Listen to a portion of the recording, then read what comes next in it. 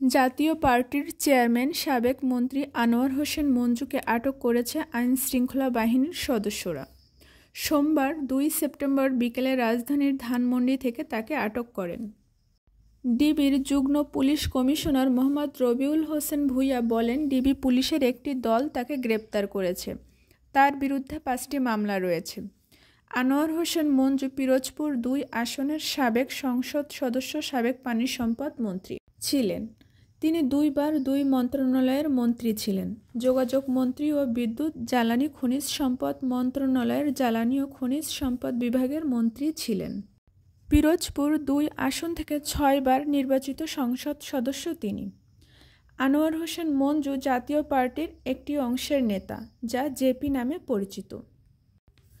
আনোয়ার হোসেন মঞ্জুর বাবা তোফাজ্জল হোসেন মানিক মিয়া একজন নামকরা রাজনীতিবিদ। আজ রাতে আনোয়ার হোসেন মঞ্জু ডিবি হেফাজতে থাকবেন এবং আগামী 3 সেপ্টেম্বর আনোয়ার হোসেন মঞ্জুকে আদালতে তোলা হবে এবং রিমান্ড চাইবে পুলিশ। আনোয়ার হোসেন মঞ্জুর নামে 5টি হত্যা মামলা রয়েছে এবং আরও বেশ কয়েকটি মামলা প্রক্রিয়াধীন রয়েছে।